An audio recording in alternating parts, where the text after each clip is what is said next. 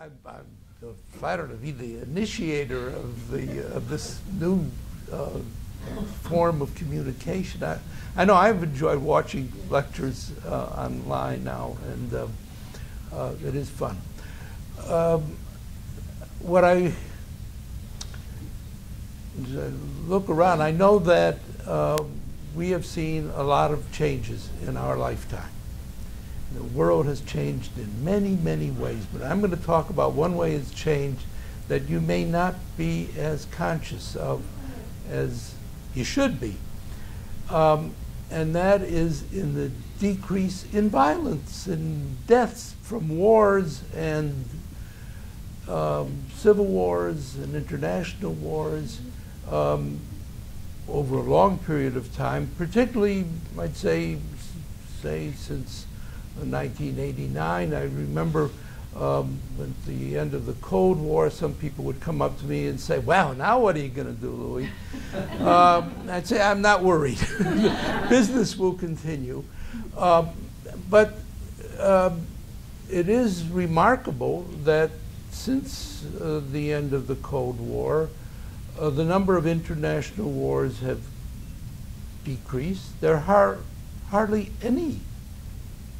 I know living in the United States, it's hard to imagine that, since we seem to be always engaged in wars, it seems. But for the world as a whole, pretty steady decrease in number of wars, decrease in the number of people who get killed in wars. Remember the Korean War? A lot of people got killed.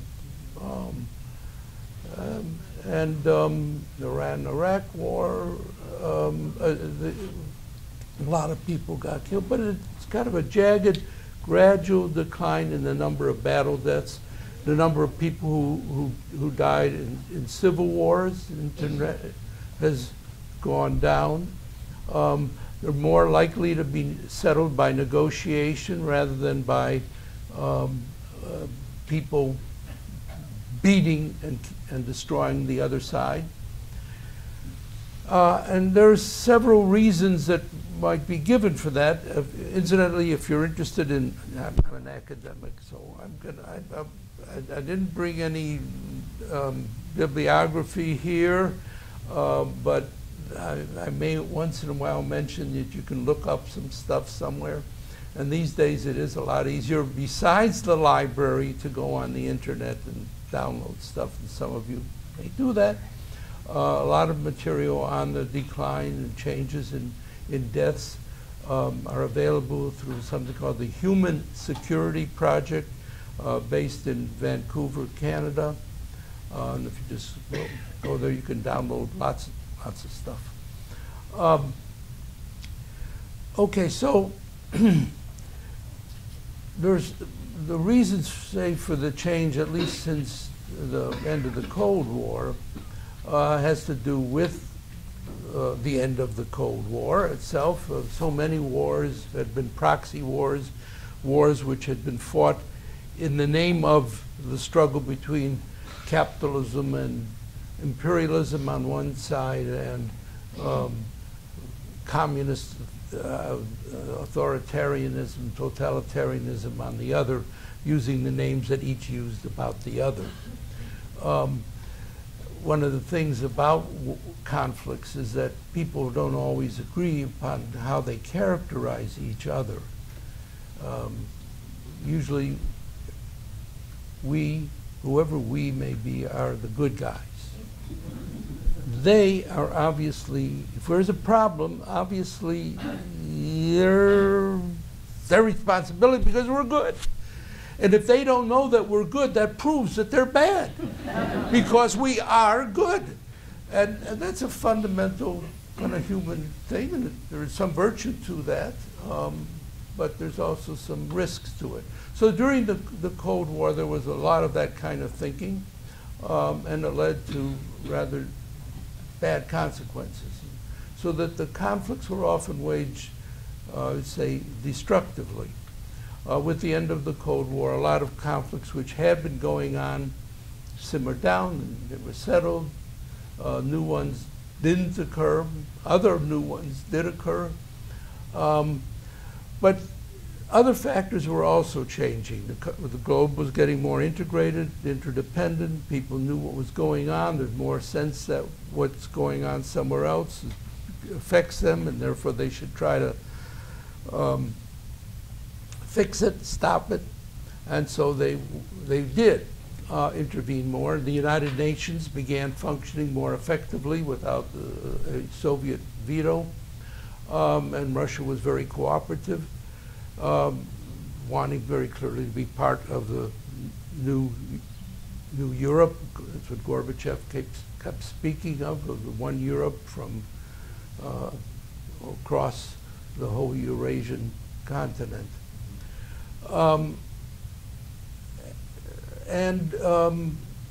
The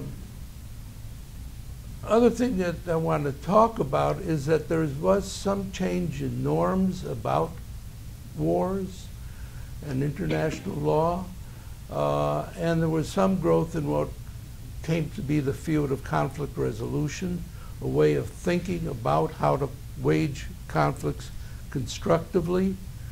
That's what I want to talk about. I'll talk about those ideas briefly, and then apply them to some cases, say like the transformation of the Cold War, the war on terrorism, and maybe U.S. mediation in the Middle East. But I want to make sure we have a lot of conversation. So some of this will be pretty brief, and I won't really deal fully with any of those topics, but a bit. So let me begin with this idea that conflicts can be done constructively, and Lewis indicated that possibility, and we do know that indeed a lot of what comes out of conflict, a lot of things that you would want to accomplish, more autonomy, more freedom, better relationships with your spouse, come from a fight, if they're done well. They can be done well. That's the whole idea of conflict resolution ideas, that you can find a new outcome which is better than the alternative that you were confronting before. And that's based, I'd say, on 7 kinds of realities about the world. First is that social conflicts can be conducted with a lot of methods. We usually think about conflicts as involving violence, certainly coercion, which maybe is nonviolent, but inflicting some pain on the other side to make them come to reason. But actually, it's always mixed with a couple other things. We try to persuade the other side. We often kind of say, you know, you should agree with me because I'm right, I'm good, and this will benefit you as well. And people always do that. They sometimes effectively too. And that had something to do with the ending of the Cold War. And the other thing is you try to promise benefits. If you do this, you'll get that good thing that you want. And we do that all the time. There's a conflict. You say, well, look, how about we trade something? I give you what you want that's really important to you, and it's not that important to me, but you can have it if you give me what's very important to me, and it doesn't matter that much to you. We all have priorities. Relationships are very complicated, and that's always there. If the mutual benefit is just avoiding getting killed, that's a mutual benefit. Wars are really bad in their consequences. Invariably, both sides lose a lot. The second reality is that One other thing I want to say about the different methods. One of the things that's become much more important in international and domestic conflicts of large scale is the use of nonviolent coercion or persuasion. It's often mixed with persuasion, but people power, the idea that we can withdraw support from those who would be doing us harm in authority, and then we have the power and they don't anymore because we don't give it to them. And that has become much more common because people understand how that works better. They plan for it. Not always, the other side may not get it, and they often provoke violence because they think they can win, and it's hard not to have that escalate. Requires a lot of planning and care. The Arab uprisings and the variety of ways they played out are examples of that. In Tunisia and Egypt, there was a lot of attention to how nonviolent action could occur. A lot of the young people had been reading about it on the web and watching videos. And in Tunisia, it worked more effectively, partly because the other side behaved better, and partly because there was enough public support. The second reality is that conflicts are socially constructed. I'm a sociologist, so I use words like that. But I think you get what I mean, that people decide who we are. How do we define who we are? And how do we define who they are? And usually there's no agreement, but each side trying to get its construction of what is the war, what is the conflict about. And it's always about a lot of different things, and you can choose one or the other. And as you change that through experience, the conflict may de-escalate. It may escalate, but it may de-escalate. And part of the thing going on in the U.S.-Soviet relationship was this kind of defined very much in ideological terms, and that led us astray in the United States because sometimes we thought that all the communists were the same. And it turns out, well, no, actually the communists in China and in Russia had little different views about their relationship after a while, and they even got into bloody fights between China and Vietnam. But for a while we were saying, oh, they're all commies. And therefore, we kind of didn't try at all to maybe do something cooperatively with one or partly with the other, and not assume that they were all one. And that's related to a third idea that each side is really very heterogeneous. They're made up of factions internally. They're made up of alliances with broader powers. It's not as if, we kind of, there's another word they use in sociology, reify, made it into something more real and concrete than it actually is. America doesn't do anything. People act in the name of the United States, Moscow acts in the name of the Russian people. But obviously there are disagreements within the leadership and certainly among the population, and the leaderships change, people come and go, different factions change their relationship. All that means that the conflict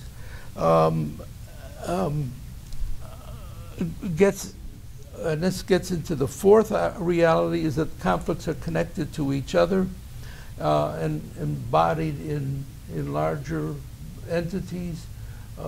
And that, again, makes opportunities for changing the conflict as you pay attention to the linkages between one conflict and another. And that's true to some extent in interpersonal conflicts. You get into a disagreement with so-and-so as a friend or an acquaintance, and you relate to that person not just as an individual, unique person.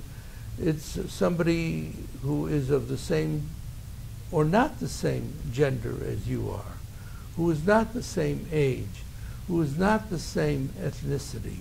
And insofar as you begin relating to that person in terms of such general categories, that can also be affecting who you think you represent and who you are and who they are. And you lose the awareness, in the sense that this is really a unique individual.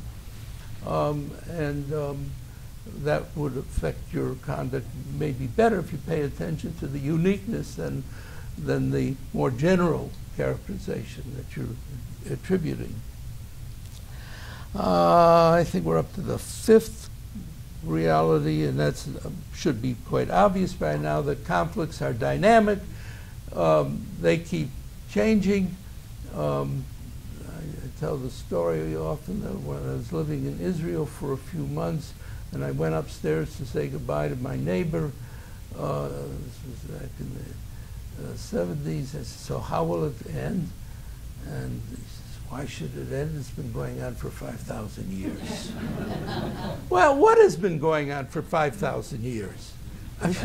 There weren't Arabs 5,000 years ago. I mean, he's talking about a relationship with the pharaohs. And there haven't been pharaohs for, but it's 5,000 years the war has been going, the conflict has been going on. And there is some conflicts, but they change. The nature of them changes. We used to talk about the Arab-Israeli conflict. Now we don't talk about the Arab-Israeli conflict. It's a Palestinian-Israeli conflict. It's a different conflict.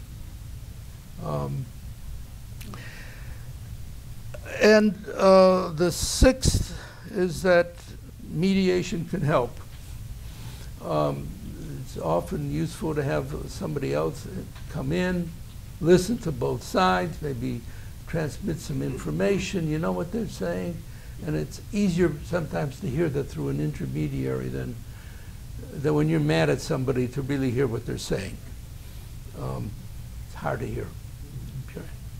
So finally, and this is kind of central to the conflict resolution approach and method, is that it's useful to pay attention to how the conflict looks to the other side. If you consider what it is that they are trying to communicate to you, it may be you maybe have some more insight about how this conflict can be managed. There is a tendency not to hear very well once you're into a really contentious conflict, but you make fewer mistakes if you attend to what they're saying and what they may be trying to communicate from their point of view. So,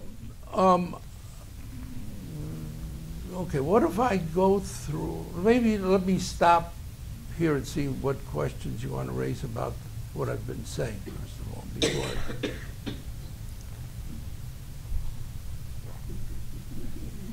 I've said nothing contentious? No, out of contention comes promise, yeah. Yeah. Even this morning's newspaper with students shooting students, stabbing students. How do you deal with that conflict? How do you foresee that coming on? How do kids feel safe in school? Well, I think actually in a lot of schools there is some training in conflict resolution techniques. People learn how to manage their own anger and how to communicate better, and even how to have peer mediation. I think there's a lot of reasons for violent attacks in schools, and there's for no one trick going to deal with it. And for a lot of kids, it's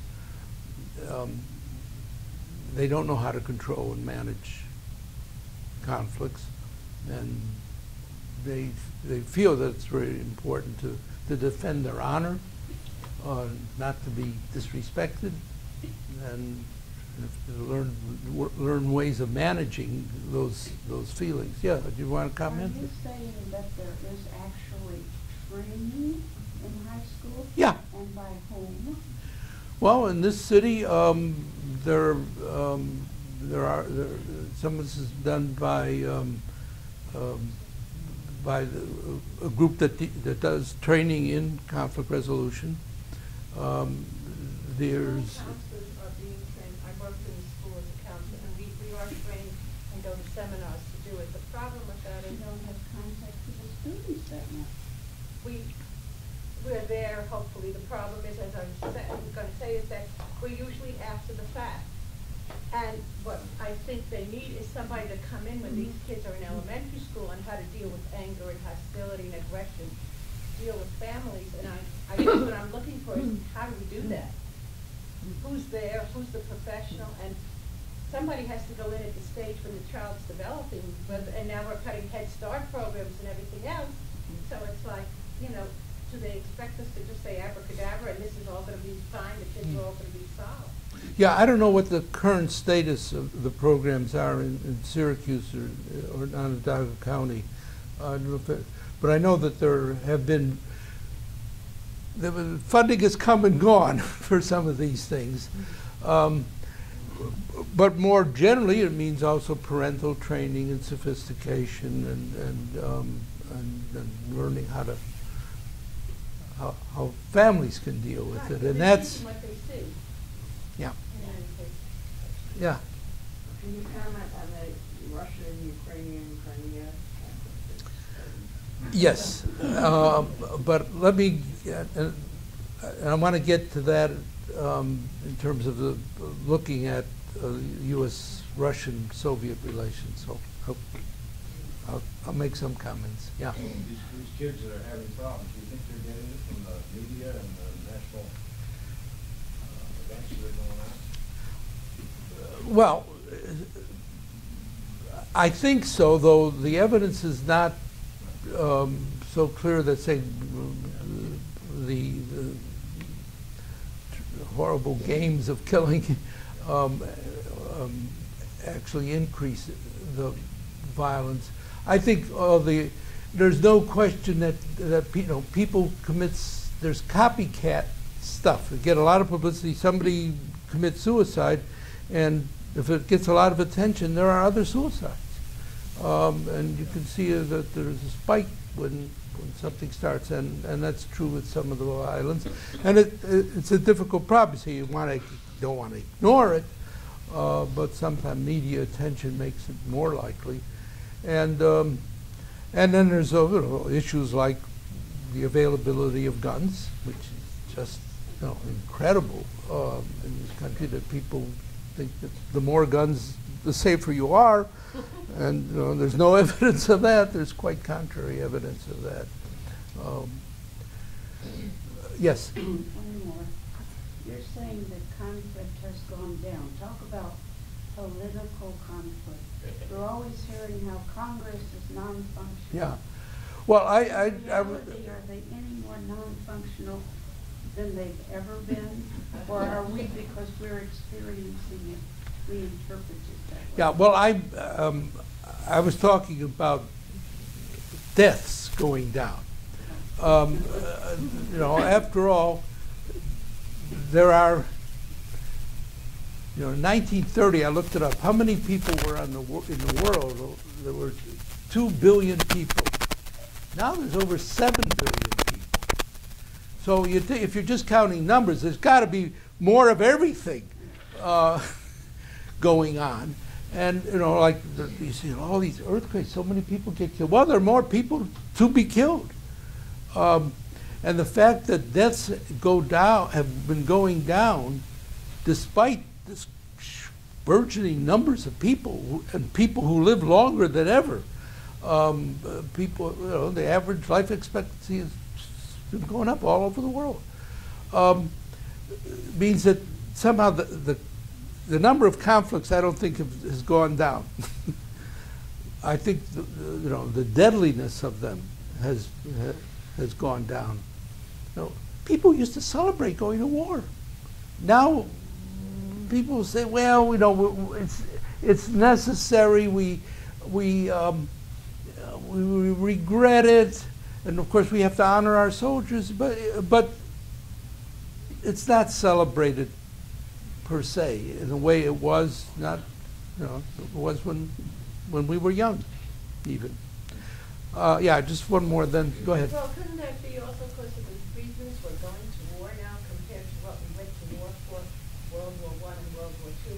People are more conflicted on the issues of whether we belong at that time in war, and that's why it's not celebrated. Many times it's protested. Yeah. All right, let me turn. Yes. I think one of the aspects of this war is the fear of getting annihilated. Of getting what? Annihilated. That's always in the back of everybody's mind. The other about annihilating the world. Smoking it out. And even while they're having a conflict, they keep on the back of their minds that they don't want that to happen. And that had something to do even with the ending of the Cold War. The story is that, and I want to talk a little bit about let's see, I should try to end by half an hour of the. We'd like to walk out of here about 5 minutes to 12. Oh, okay. Oh, all right. A lot of time. I got a lot of time. And then Okay. as you go on, you're going to create some thoughts. Yeah. Okay. Let me just start talking a little bit about the transformation of the Cold War, where the threat of a nuclear annihilation was ever present.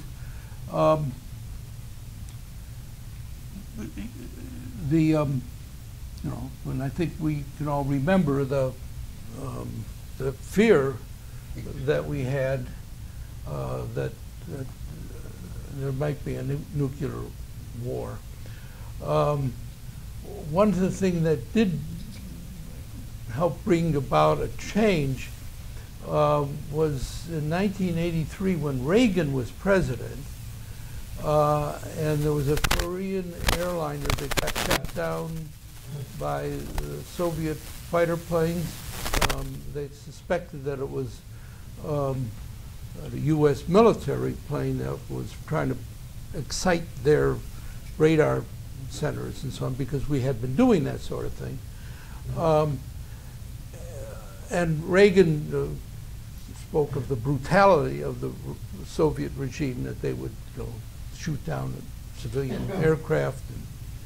And it was at the same time that, in 1983, that Star Wars campaign was beginning to make it possible for the United States to shoot down incoming missiles, and probably was not possible at the time. But anyway, he was planning that, and the Soviets were very worried about that. And we had some military maneuvers, and people in the Politburo, the Soviet ruling group, began thinking, maybe the United States is planning to attack us. And they discussed this, some of them quite seriously, and the CIA found that there was some evidence that they were thinking this, and they told Reagan, you know what? They think we're going to attack them. Reagan said, oh my God, that's dangerous. That's really dangerous. And it tempered him. And when Gorbachev became the leader of the Communist Party and of the Soviet Union, Reagan was faster in recognizing that this was some change than his advisors did. And And he and Gorbachev really started talking about getting rid of nuclear weapons. And their aides on both sides said, no, you can't do that. Don't even think about ending our nuclear weapons. But there was that capability, partly because of that reality. But I think the end of the Cold War, and transformation in the Cold War, because it had crises, and even the wars before the end of the Cold War, we had a big spike with the Korean War in deaths, literal ones with later, and all through the period, the relationship began to be pretty stabilized between the U.S. and the Soviet Union. There were negotiations, there were arms control agreements, which kind of regularized the relationship.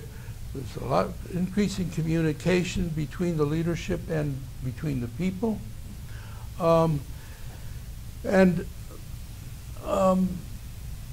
That led to changes in expectations from each other. They didn't end all crises, but it meant that each crisis had the anticipation that we can talk our way through this.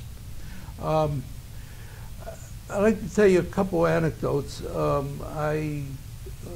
During the 70s and 80s, in my research, I focused on U.S.-Soviet relations, and I focused on the Middle East, and I would go to the Soviet Union a few times, and on one occasion, I saw some colleagues at the Institute for U.S.-Canada Studies, the major center for research in the Soviet Union, and it still exists, on U.S. and Canada. And I was going to talk at a seminar there, and I was chatting with some people beforehand, and I say, I have a handout I'd like to use. Could you have some copies made? And I said, no problem. So I gave him a sheet of paper. We continued chatting, and then the time for the seminar, I look around, where's the copies? And they said, oh, you want them at the beginning? No problem. So, okay, went in, and about halfway through the presentation, a woman walks in and starts handing out papers. I look at it, and I see, this is a carbon copy of the handout. She obviously had been typing over and over again, maybe with carbon, so that it took her a while. So I look at this, and I kind of look at my host and raise an eyebrow, and he says, copier was broken today. Now, I don't think, and I didn't think then, that the copier was broken. The Soviet Union had very strict rules about using ways of reproducing material. And if you wanted to use a copier, you would have to fill out forms, and it would be written down that you were copying material. And to avoid that, they have somebody to retype it. So he thought that I knew that that was the problem, and he was ashamed, I think, and embarrassed. And there was another time when I went to, I was in Moscow, and I was looking up a friend who had been teaching at Oswego for a year. I said, I'm in Moscow, how about getting together for dinner? And he said, fine. My wife is away for a few days, but we could have dinner at my place or at a restaurant. And I said, I'd like to have dinner at your place. He said, yeah, you want to see how I live? Okay. And he picked me up with a car, because one of the advantages of anybody from the Soviet Union coming to the United States is that they could get a car. That was a big deal, because it was very expensive in the Soviet Union. And he picks me up, and we stop someplace to get some fresh vegetables, and he looks at it, and everything looks really bad. Bad lettuce, bad this, bad. And he goes to what had begun to become apparent, more farmer outlets where the prices were much higher, but the quality of the produce was better. So he bought something. Then we went to some place for takeout things. And you wait in a long line to get what it is you want from somebody, and then you wait in another long line to pay for it. So he does that, and we stop for something else. And I could just see his level of irritation is increasing as he's stopping. And then he stops to get some bread in another store, and he says, "Don't look."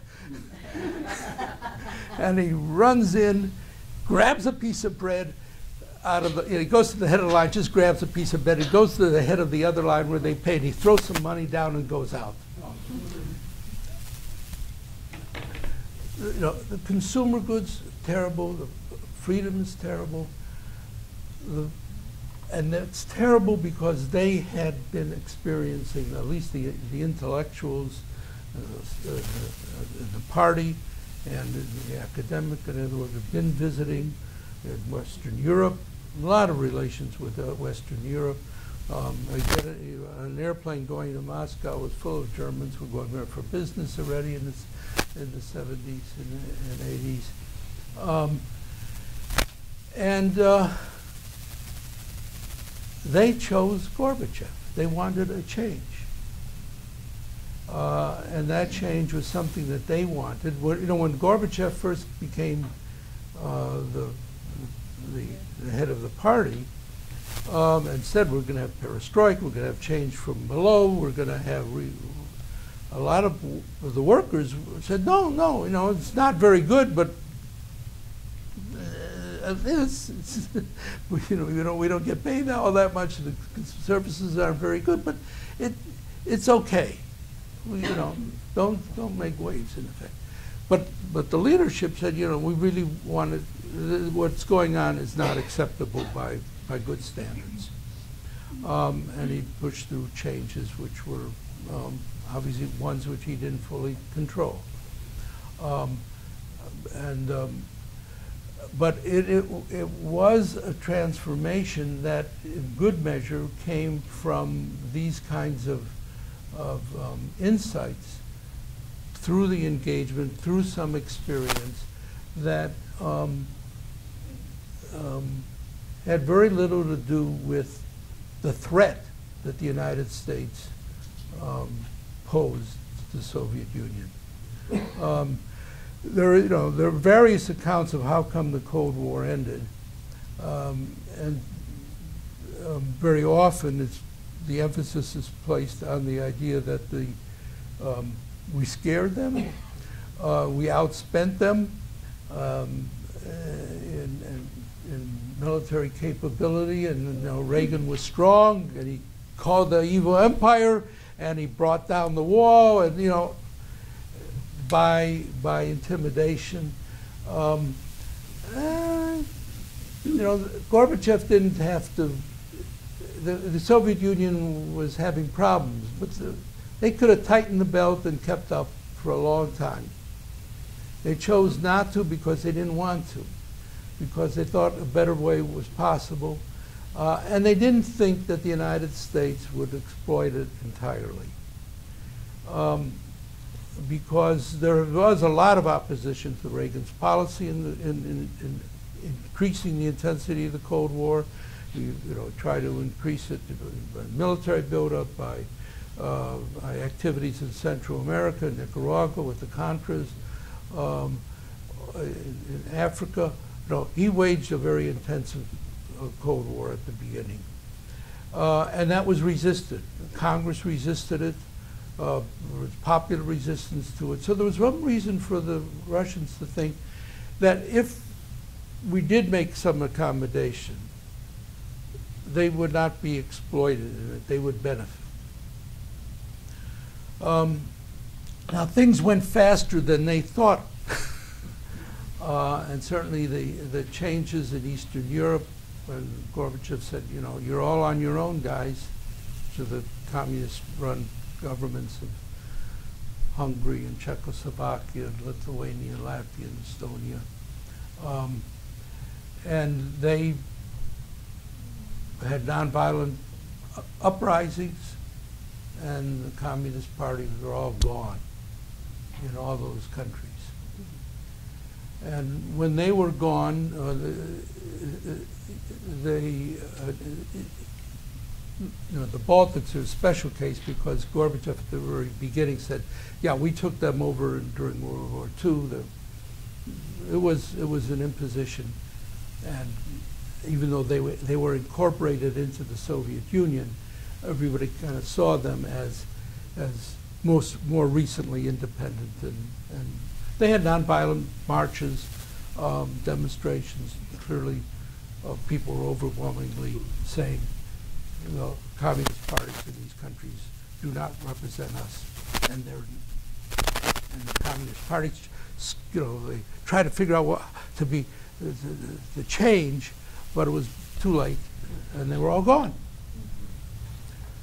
And then the change occurred in the Soviet Union itself, Soviet Russia, and it broke up into these different republics, including the Ukraine. Now, one must say that that Gorbachev and the Soviet, now Russian leaders were a little bit mistaken about how much goodwill the United States had towards them. They did think they were part of Europe, the new people, and wanted to be part of Europe. And we said, well, not so fast. When Germany, which had been divided, was now, what was going to happen when the East German government ceased to exist? There'd be one government? What government? Clearly, most of the people in East Germany said, we want to be part of West Germany. Well, and a lot of the French and the British, the Americans weren't so sure that was a good idea. Maybe two Germanys had some advantages, but the West Germans had no doubt. We're going to have one Germany again, reunification. And it moved very quickly, and the Russians were stuck. What are they going to do? And they didn't, and they said, if there's one Germany, would it be part of NATO? And that wouldn't be good. And they were told, well, no, it won't be part of NATO, but it was never written down. We said, no, you shouldn't worry about such things. It wouldn't be part of NATO, or we have that part of eastern part of Germany would have special status, and there wouldn't be so many troops there. We would take care of it. Shouldn't worry. But that's not what happened. How many of you have ever heard of OSCE, the Organization for Security and Cooperation in Europe? That is an organization that was set up. There was a conference in 1975 that produced the Helsinki Agreements. The Helsinki Agreements are a very important part of the ending of the Cold War. What it was that the Western countries would recognize the borders of Europe, which meant, you know, when the end of World War II, the Soviet borders moved westward. The Polish borders moved westward. What we say is East Germany, the Germans called Mitteldeutschland, Central Germany. East Germany had become part of Poland. and the eastern part of Poland had become part of Russia. And that left everybody a little nervous. When might the Germans be coming back? I remember going to the Sudetenland once, driving through part of Czechoslovakia and saying, "It looks pretty empty." And talked to some people, well, we don't know when the Germans may come back.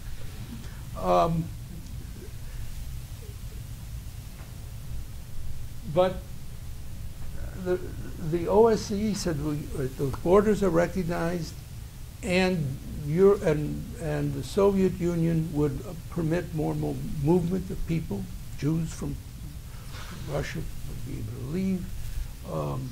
And then that led to the establishment of human rights groups throughout Eastern Europe and within the Soviet Union. It gave legitimacy to human rights demands. It was a very transforming thing, and that treaty then became an organization of 35 countries, all of Europe, including Russia, and the United States. And many of the people in Europe thought, well, maybe that wouldn't be a bad thing to have after the Cold War, where Russia really is an important part of the OSCE, the Organization for Security and Cooperation of Europe. And the European Union was expanding. A lot of countries in Eastern Europe wanted to be part of the EU. The United States did not talk about the OSCE as a possible option. We talked about NATO. We didn't talk about the EU. Nobody in this country seems to know that the OSCE exists.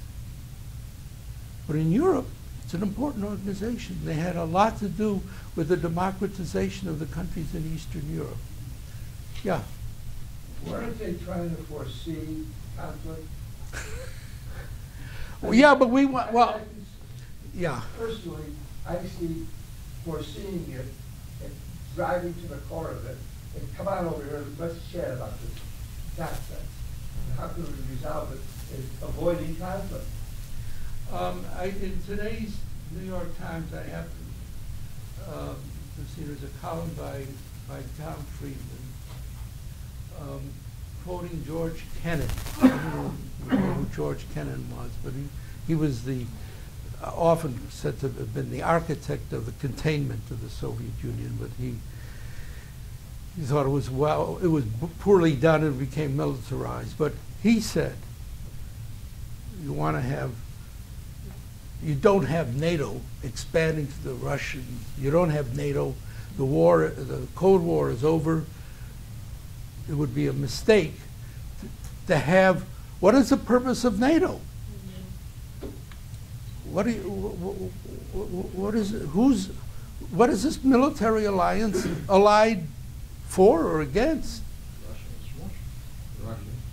So yeah, it was easily foreseeable, but there were some people who said, maybe we don't need NATO. Oh, we need NATO. Now the advantage of NATO from the American perspective is it keeps the United States in Europe, and we thought that was good. But it could have been foreseen that would have some problems, and there were alternatives. And then under Clinton, there seemed to be an opening up to saying, well, the Czechs want to be part of NATO. They're nervous. The Poles certainly want to be part of NATO. And we say, okay, fine. And NATO expanded. It's Lithuania. And Ukraine was really so much a part of Russia that the idea of Ukraine joining NATO early on was talked about as you can't think of that really. That really would be too much. but it never was taken off the table completely. So when the demonstrations began in the Ukraine a little while ago, there is some dispute, you know, about how active the United States was in its promotion of democracy in the Ukraine as well as in other places where we do it. Mostly it's a good thing, I think, but it can be overdone. And in any case, it certainly began looking very threatening to Russia under Putin. And the issue of the Crimea was certainly, I mean, I remember when this first happened in Ukraine,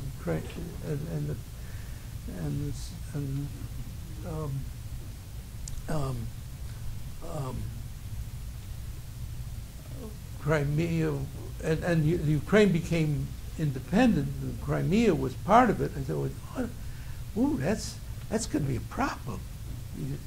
A big naval base there. This is a center. This is very important to Russia. How are they going to deal with that? And they dealt with it. They made a deal. But it's a very difficult thing. You were going to get... Yeah, Time Magazine had an article on Ukraine and Crimea, and that article indicated that the Cold War, primarily with Eisenhower and the double story, was based on geography and military power, and that they were very concerned about the domino theory, etc., because that got them into Vietnam and Iran, etc. That now with the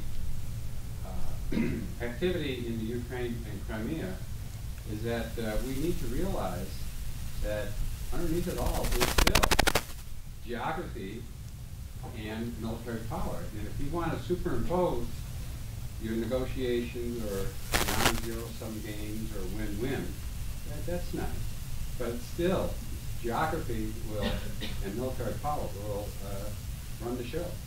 Well, there are only if you make it so. Finland.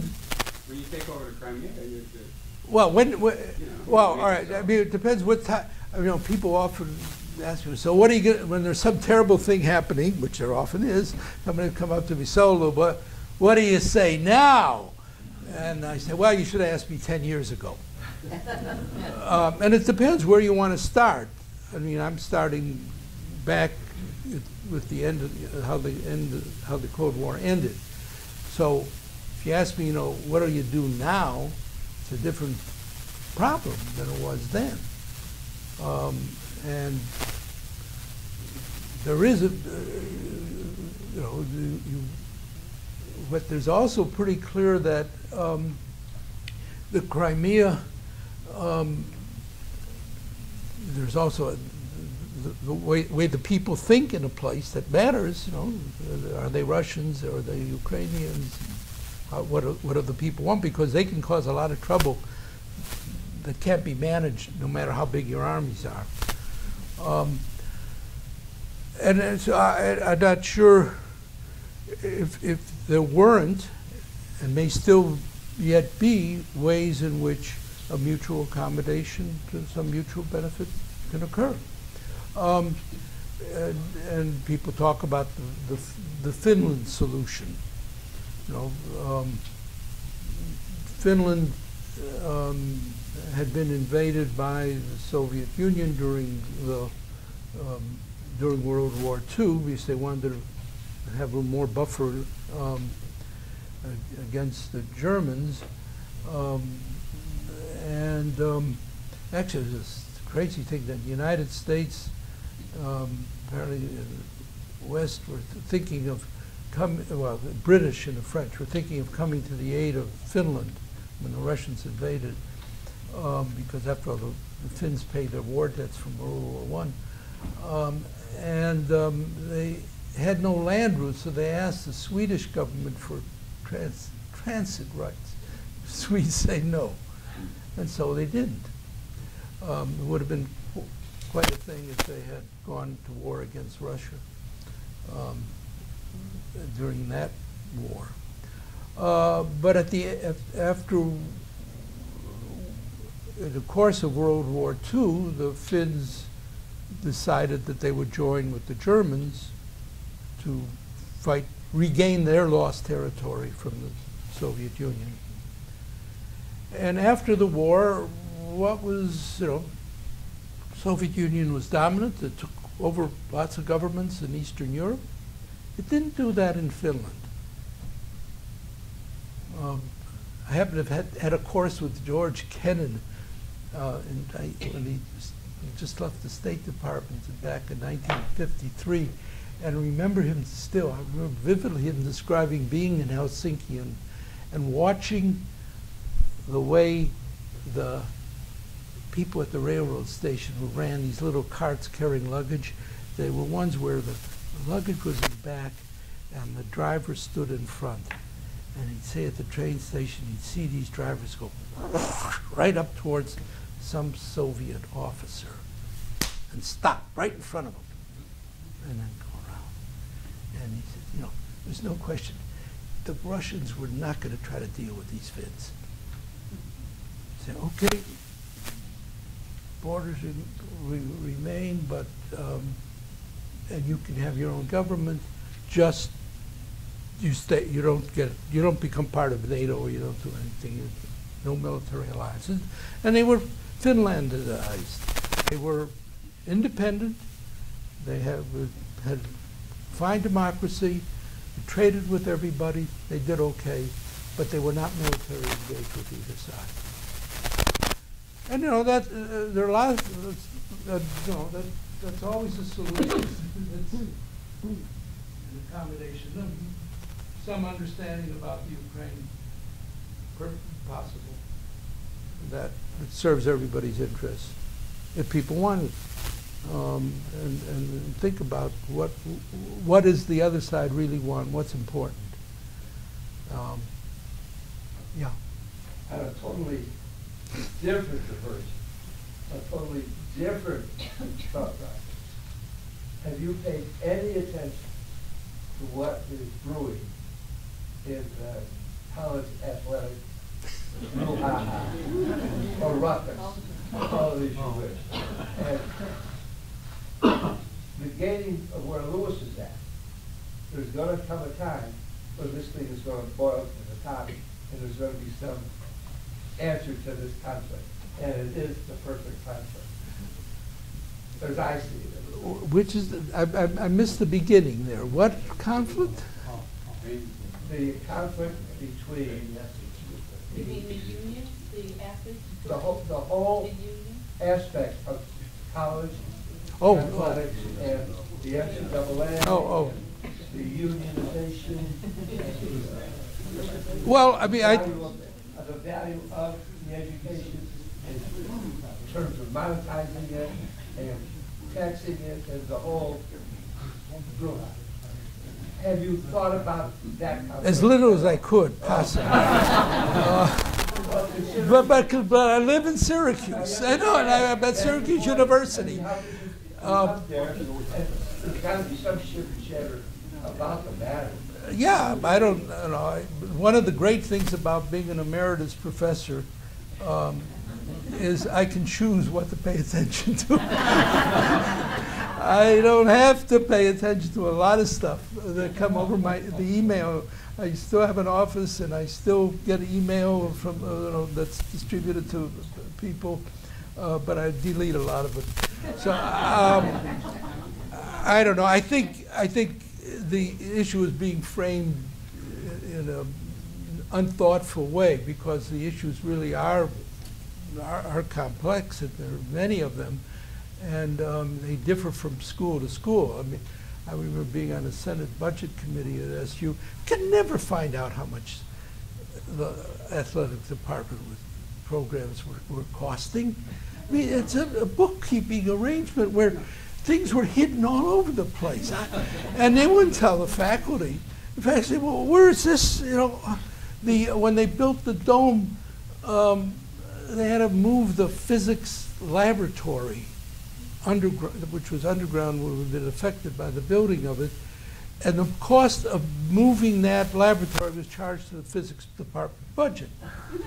Well, yeah, but that's a general university budget maybe, but to stick it on the physics department, you know, but it was always hard to know.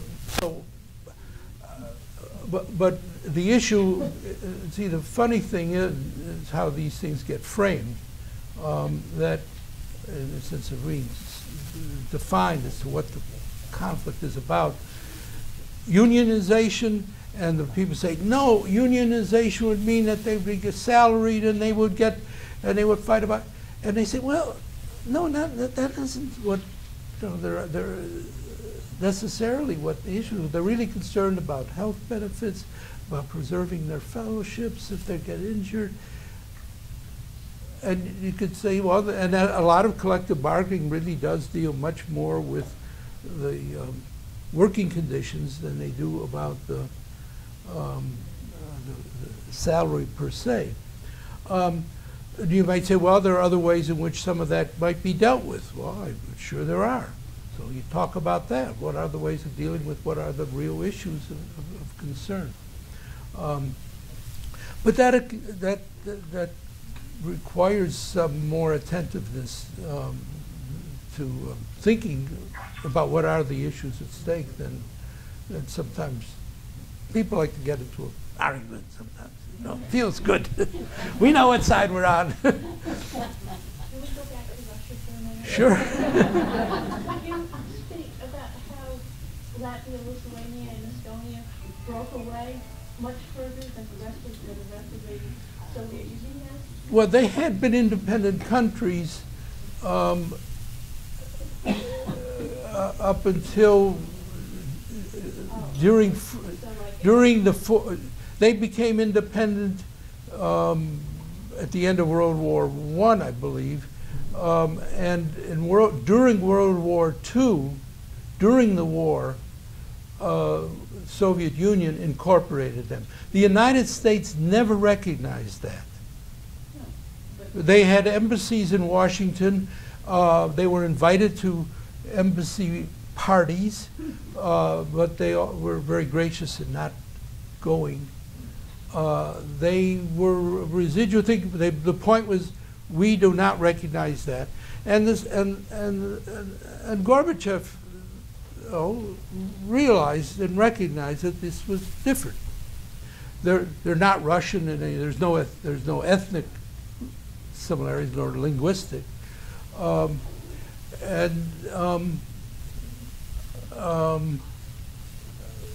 so the idea that they should be recognized as independent, Gorbachev conceded very early, they also engaged in very effective nonviolent action. They had big demonstrations, and they just began acting as if they were free. Are they members of the European Union now? Pardon? Are they members of the European Yes, Union now? and NATO. And NATO? And Ukraine thinks maybe it should be the same too? Well, I don't know what the Ukraine wants. Yeah. Presumably there's some differences of opinion. I think somebody who said that there's been some research to say they don't want to be part of NATO, actually. They recognize that that would have implications that they don't want to live with either. Why did the Czech Republic split? Why did Czechoslovakia split in two? Well, I'm not a student of that split. I know that Havel was against the split. And he felt that the Prime Minister of Slovakia kind of pushed it for his own reasons, and Slovakia thought it had more heavy industry and it would benefit if they had some independence, and people voted for it at the time. They voted? Yeah. They did? Yeah. It was a peaceful dissolution of Czechoslovakia. Therefore, you don't pay attention. Therefore, we don't know about it. All the wars that didn't happen, we don't pay any attention to. And that's a mistake. If you want to know how to stop wars, pay attention to the wars that didn't happen. And there are a lot of them. Think of the dissolution of the Soviet Union. I mean, that could have opened up huge numbers of wars. It didn't. There were a few bloody things, but considering what there could have been. What do you know about the Chechnya situation in Russia, where the people, like in Turkey, live over a certain area, over more than one country? Yeah. And how can that be resolved? Well, because I understand that there's always bloodthirsty going on with that. Well, the Chechens are mostly Muslim. They were terribly treated by Stalin. Okay. All of them were driven out of their homeland. Where was their home? It's in the Caucasus, Okay. the mountainous area. That's related also to the Tatars in the Crimea, Right. who are another Right. minority. And Stalin would have a pretty brutal way of dealing with possible Right. minority groups that would be troublesome. And some people say that the Khrushchev gave the Crimea to the Ukraine, which Khrushchev did. The Crimea was not part of Russia. it was part of Russia, was not part of the Ukraine under the Soviet system. The Soviets were the Union of Soviet Socialist Republics, so they had broken up the empire of the Soviet of Tsarist Russia into republics, and the Crimea was part of Russia. Khrushchev, and as somebody points out, he was not drunk at the time, decided to turn it over and make it part of Ukraine. For what reason, unclear.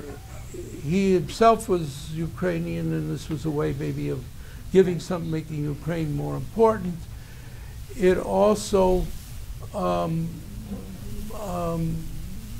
put some of the problem of the Tatars and all this aside, and it was symbolically that gave them something. In any case, it was something that happened relatively recently, which is another reason that everybody is, in the West they're not totally ignorant.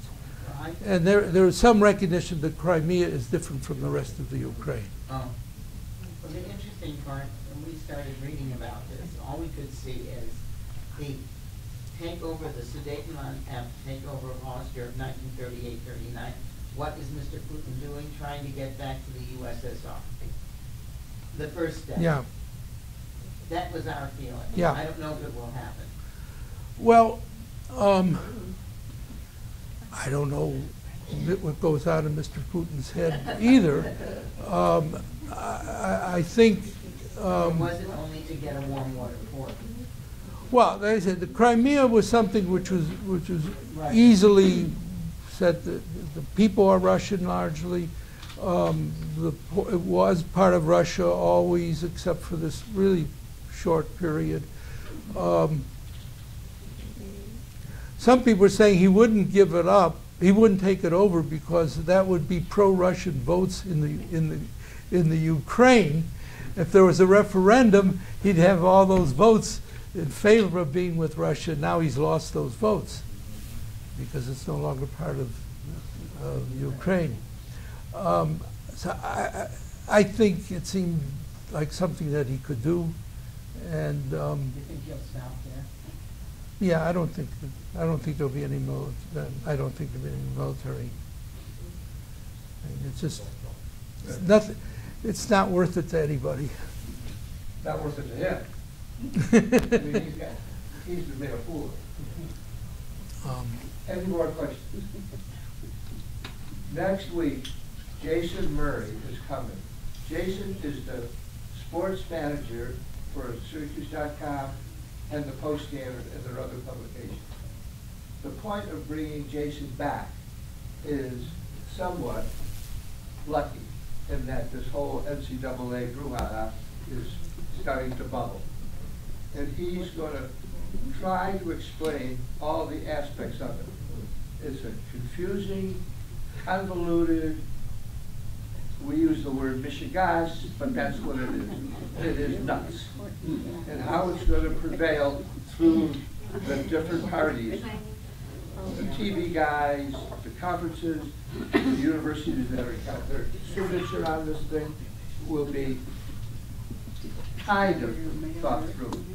And about what happened to the Syracuse basketball program as it went downhill. Whatever. So Jason will be our speaker next week. I can't thank Professor Liu enough for getting into matters that were obvious to all of us and important that we all know about. And it's amazing what conflicts really are about. It is just amazing what's going on in this world. And we're lucky to be here in this country just to observe them and have it at an arm's length. Okay? So thank you for coming. And wait a minute. I'm negligent in introducing Matt Delaney, who's the director of the library next door. The library and this series are really partners. We're dead on locked in with each other. We use their room, now we're using their facilities to generate an interest in the series, and they become an important aspect of it. And they're here if you want to get a book. And you want to use their computer system. It's really a big advantage. Thank you.